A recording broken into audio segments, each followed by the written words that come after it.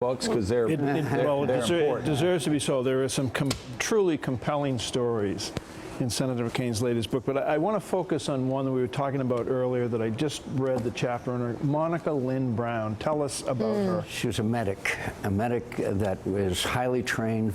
In the Civil War, I believe it was 20% of those wounded survived. Now 90% of those wounded survived, mainly because the capabilities of the first ones there to treat the wounded.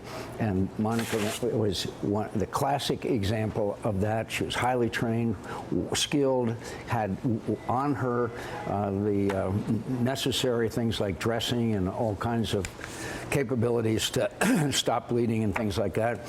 She was in a convoy, IED went off and people were killed and wounded, and she ran right into the fight. She treated, she saved lives. She was awarded, obviously recognized for that achievement. And that should dispense, I believe, with any debate about whether women should be in combat. Right. Or not. Really, why should we debate that anymore? If any woman is passed the physical exam, then they should be in combat if that is their desire to do so, in my view. Now, I know that old generals and admirals right now are having heart attacks all over America, but I do believe that we have reached a point, and she is the classic example of what women can do in combat. By the way, the Israelis use women very much in their military, including some work that women are better at than men, and that is surveillance of their border. As do the Kurds in combat.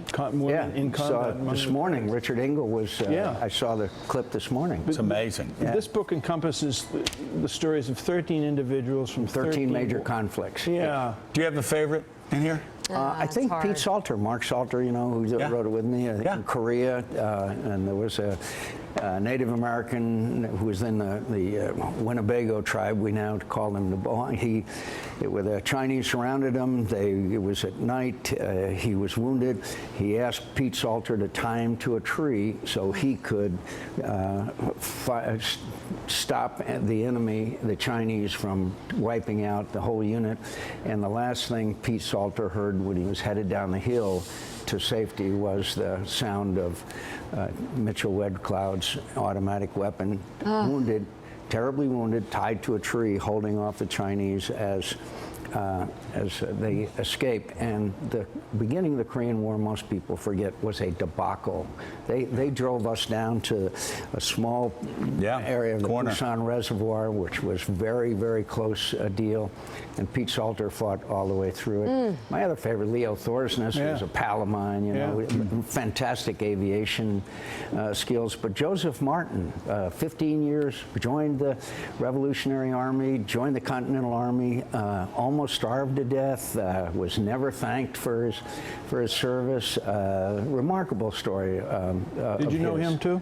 No, I only go back to the Coolidge administration. That was Barnacle. Well, Barnacle asked Spanish-American. Barnacle asks that because they were drinking buddies. Yeah, exactly. He did. The book is 13 Soldiers, Senator John McCain. No better person than to put his name on this. And Senator, good luck. And we are hoping and praying as Americans that you and the president and everybody can work together to figure out this threat. I promise you, we want to work together. That's awesome. Still ahead, the CEO and president of Ford explains why today is a really big day for the motor company. We'll be right back.